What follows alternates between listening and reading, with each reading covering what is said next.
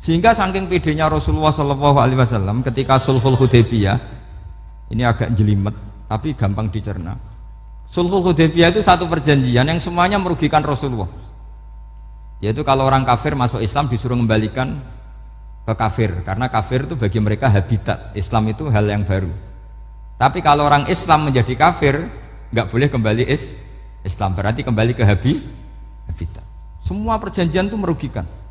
Sampai masyhur Sayyidina Umar protes ke Rasulullah, jenengan masih nabi. Itu kan ekstrim tanya, jenengan sampai sekarang masih nabi? Ya, saya masih nabi. Kenapa tanya demikian? Karena semua perjanjian merugikan Islam, menguntungkan orang apakah? Kafir. Semua sahabat sebetulnya persis Sayyidina Umar protes, kecuali Abu Bakar. Lama-lama akhirnya di antara perjanjian itu berbunyi begini, tapi saya minta satu hal, orang boleh mendiskusikan Islam tanpa tekanan. Itu saja permintaan Nabi. Orang boleh mendiskusikan Islam secara bebas, tidak tertekan. Karena orang-orang kafir melihat itu hal yang biasa, ya nggak masalah Muhammad. Akhirnya orang diskusi, Islam itu apa sih? Islam itu orang yang menuhankan Allah. Allah itu siapa? Zat yang menciptakan langit dan bumi. Lama-lama orang kafir berpikir, wah keren, Tuhannya Muhammad bisa bikin langit dan bumi. Tidak kayak Tuhan kita, malah kita yang bikin. Jadi mulai debat itu terus ada yang cerita lagi, saya pernah loh nyembah Lata, pas itu dikencingi luwak. Masa ailahun yabulu ali sa'laban, masa Tuhan kok dikencingi luwak? Yang agak-agak ahli kitab ya diskusi lagi, wah kayaknya Yesus tidak Tuhan, masa Tuhan kok kelaparan, lemes, wah repot nanti. Jadi makanya Allah ketika gojlok wa ummuhu siddiqah kana yakulani ta'am mal masihu ibnu maryam illa rasul qad khalas min qablihir rusul wa ummuhu siddiqah kana yakulani. Coba paradok enggak, misalnya kamu didolani Nabi Isa terus ketok lemes, kenapa Tuhan saya agak sakit keroi dulu, kan enggak kebayang itu. Punya Tuhan yang sakit setelah makan sehat, terus kan nggak kebayang seperti itu. Ketika Nabi punya konsep Tuhan, Tuhannya Muhammad itu siapa? Yaitu zat yang la awalalah, zat yang pertama. Lalu Tuhan itu siapa? Tuhan itu yang menciptakan langit bumi. Tuhan itu siapa? Yang memulai segalanya. Lama-lama mereka berpikir, wah kalau gitu yang benar itu Islam. Maka kata Imam Zuhri, Syihabuddin Az-Zuhri, famaka nafathun fil islami a'zoma min sulhil hudaybiyah innamaka nasu yatafaduluna fil hadis wal munaza'ah. Semua teks riwayat itu ada kata wal munaza'ah, orang bebas ngomong dan berdebat. Munaza'ah itu berdebat. Terus akhirnya falam yatakallam ahadun bil islami yaqilu syai'an illa dakhala fihi. Kemudian setelah berdebat dan mereka tahu Islam, pasti akhirnya masuk Islam. Dan itu yang sekarang terjadi di dunia. Makanya saya pernah ditanya seorang profesor, Gus, kalau di Jogja ada sekolah perbandingan agama, menurut Anda gimana? Asal itu tentang agama, nggak apa-apa. Tapi kalau yang dibandingkan umat Islam itu jangan. Karena nanti kalau di Indonesia kira-kira yang copet itu ditanya agamanya juga Islam, yang koruptor juga Islam. Jadi kalau yang dikaji Islamnya nggak apa-apa, tapi orangnya jangan, kata saya. Karena yang bulat ya banyak, yang nggak sholat ya banyak. Tapi kalau Islamnya saja, misalnya adu konsep tentang Tuhan, masyhur kita mungkin banyak yang melihat itu debatnya Stanley Fischer sama Ahmad Didat itu. Tuhan kamu siapa ini itu sama Didat cerita Tuhan saya itu lam yalid walam yulad walam yakul lahu kufuwan. Itu spontan ada seorang mahasiswi bilang, sepertinya Tuhan Anda lebih menarik karena Tuhan Anda yang menciptakan langit bumi, yang Tuhan ini kok lahirnya sudah di bumi, masa lahir-lahir langsung jadi Tuhan. Jadi akhirnya falam yatakallam ahadun bil islami yaqilu syai'an illa dakhala fihi. Sehingga agama ini apa? Agama itu adalah kalimat tauhid. Kalimat itu apa?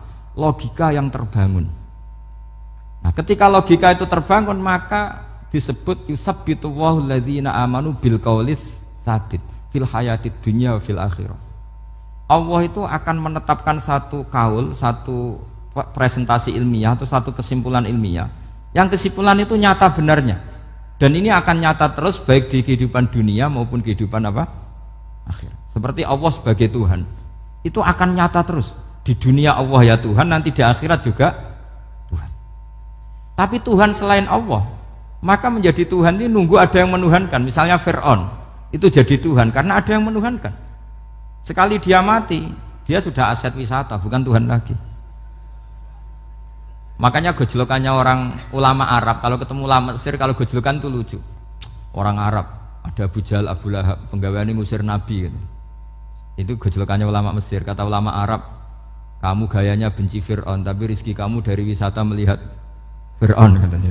Itu gejolokannya ulama Arab sama ulama Mesir. Sehingga agama ini mengajarkan apa? Satu kalimat. Makanya kamu harus belajar mantek. Dulu Raden Asnawi ya pengajar mantek. Dulu buyut saya di sini Mbah Fauzan, abahnya Mbah Pah itu, mbahnya itu juga pengajar mantek. Karena di antara yang diceritakan Allah itu wa ja'alaha kalimatam baqiyatan fi aqibih. Tugas utama Nabi Ibrahim adalah menjadikan satu logika. Kalimah itu logika. Itu menjadi logika yang abadi. Baqiyah itu abadi. Fi aqibih, di anak turunnya Nabi Ibrahim. Misalnya begini, saya beri contoh ya. Misalnya saya mengatakan teh ini hitam, itu menjadi kalimah karena diucapkan, tapi tidak menunjuk hakikat karena tehnya berwarna apa? Kuning. Sehingga Quran kalau menyalahkan orang kafir itu ngendikannya kaburas kalimatan takhruju min afwahihim. Omongannya orang kafir itu menjadi kalimat karena diucapkan dari mulutnya. Kenapa menjadi kalimat? Karena diucapkan tapi tidak menunjuk hakikat.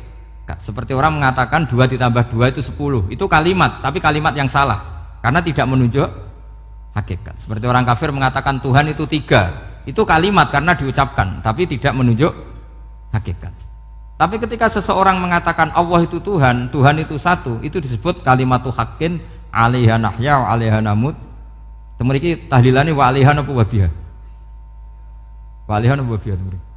Waliha ya, ada yang tahlilan wabiyah, itu nggak tahu sanatnya dari mana, pokoknya ada yang waliha, ada yang biha. Kenapa dikatakan kalimat tauhid? Karena kalimat yang dari kesimpulan berpikir. Dan agama ini dibawa Nabi Ibrahim itu untuk membawa kalimat tauhid.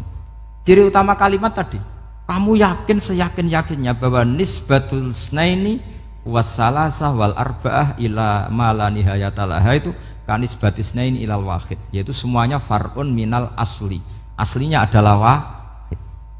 Sehingga di kitab, saya pernah ngaji Mbah Mun, namanya kitab Al-Husunul Hamidiyah, itu dikarang oleh ulama-ulama sekarang, itu diajarkan di MGS.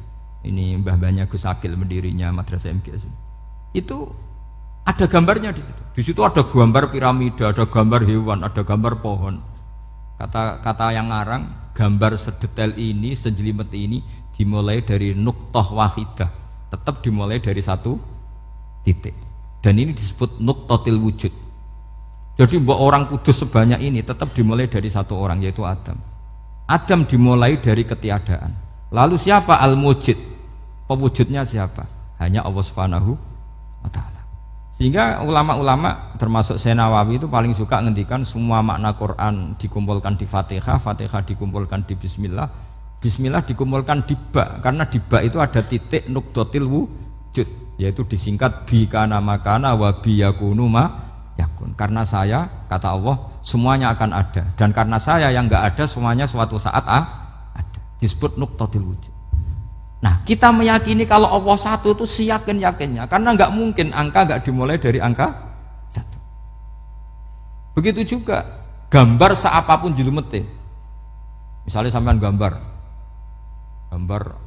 zaman saya kecil, gambar paling favorit itu apa? Kambing bertarung. Itu gambarnya kan susah. Daripada gambar kambing bertarung susah terus dibikin kotak saja, tembok. Kalau tanya gurunya, gambarnya mana? Di belakang tembok, Bu. Ini itu dulu saya diwarai anak-anak nakal ya. Jadi semua satu gambar itu disuruh gambar harimau, yang satu disuruh gambar kambing bentrok, yang satu disuruh gambar matahari, semuanya kotak semua. Ini itu, Bu, gambarnya di belakang apa? Tembok, maka nggak kelihatan kata. Jadi gurunya kalah cerdas. Yang guru itu sebenarnya nggak pernah menang, karena murid itu lebih pinter. Itu teman saya dulu kalau ngaji itu, kalau tes itu ngerpek, baca. Gurunya marah, kamu tes kok baca? Enggak ngerpek, Bu, ini belajar di kelas. Katanya belajar kapan saja di mana saja. Acuh.